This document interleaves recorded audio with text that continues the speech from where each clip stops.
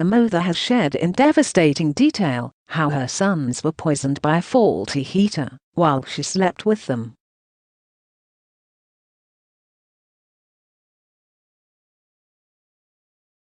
Tyler and Chase Robinson, aged 6 and 8 respectively, died from carbon monoxide poisoning in the family home at Mooroopna, Victoria on May 30, 2010 while sleeping with their mum, Vanessa Robinson.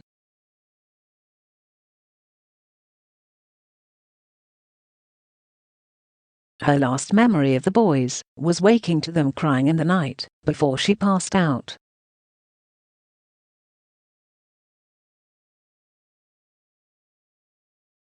They were with me in my bed. I think about that at times, Ms. Robinson, now 40 and living in Melbourne, told Daily Mail Australia.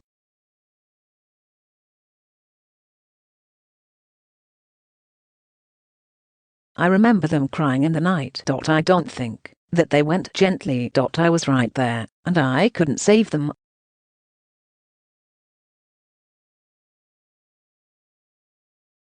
That was my entire life, gone in one night. I was shattered. I will never get over my boys.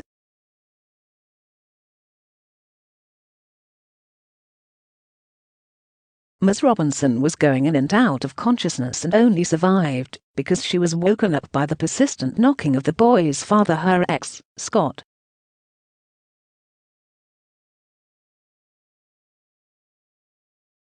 After she struggled to the door, it became clear a tragedy had occurred. Because Ms. Robinson was also poisoned by the same heater, she was very sick for a long time.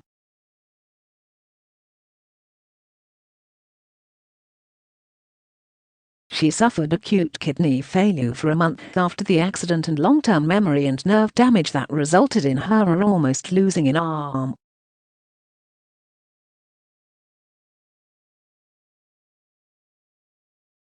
Carbon monoxide patients often lose limbs, she said. My left arm was trapped underneath me, so I have nerve damage and shoulder damage that will never get better.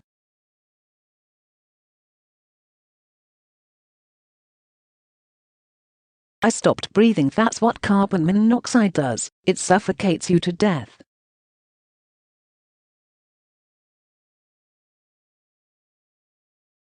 My memory is shot to pieces. I got PTSD too. That doesn't go away.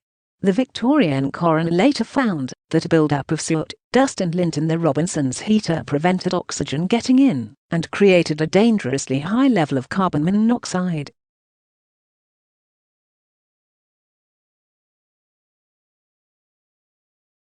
Ms. Robinson's landlords, Jeffrey and Tracy Watt, had cleaned or serviced the heater for 5 years, but the coroner found they could not have known of the problems with the heater.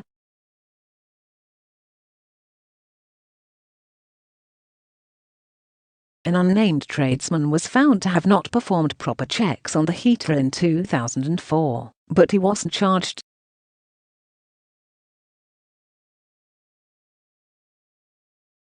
Ms. Robinson describes coping with the deaths of Chase and Tyler by throwing herself into raising awareness about the dangers of gas heaters.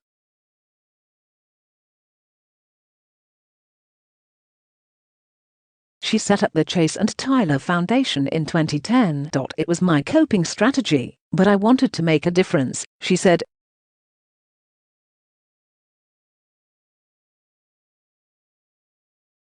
Some really great and amazing things have come out of that. We worked with government and industry and raised awareness in Australia and internationally.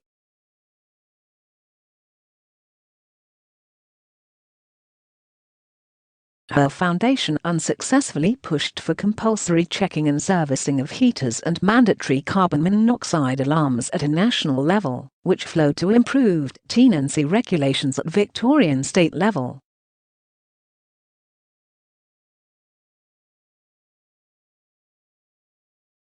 Partly because of her work and her terrible losses, gas heater safety checks are now widely recommended in every state every 2 years.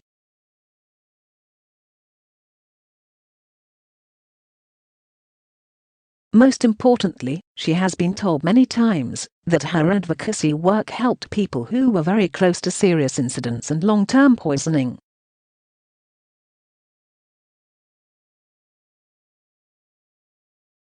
Today she works as a receptionist/manager in a private hospital and rents a home in inner Melbourne.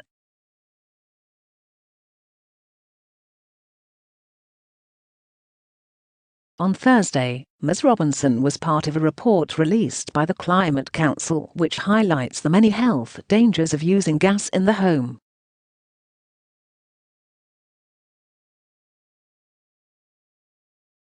The report claimed that, although most states and territories have banned unflued gas heaters in schools because they release pollutants directly into the classroom, the majority of New South Wales schools still use them.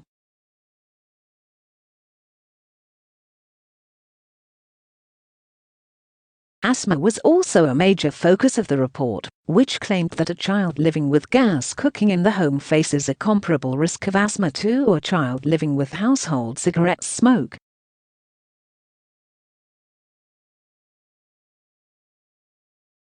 We need to think about where we are going in the future in terms of our fuels, but also because there are a lot safer fuel options out there to use at home, Ms. Robinson said.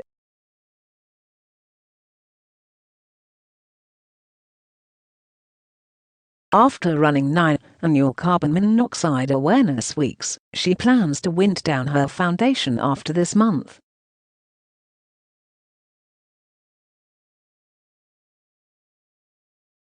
I'm tired.It's been a long time. I wasn't particularly great towards myself, she explained.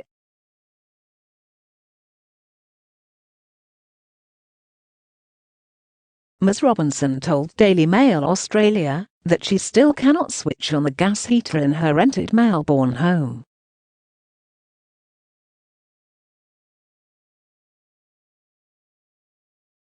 It's a similar model to what killed my children. I can't use it. Not only does it give me panic attacks, it's too much of a safety risk.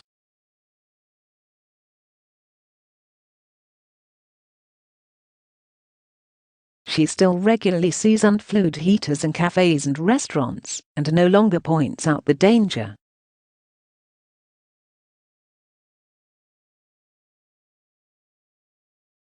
It's terrifying to think of the danger. It might be safe, and the next minute it could be emitting dangerous levels of carbon monoxide to you and your family.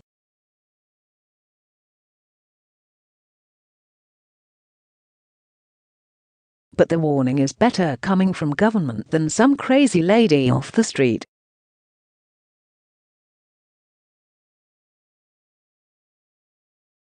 There is still a lot of work to be done, but I need to concentrate on myself,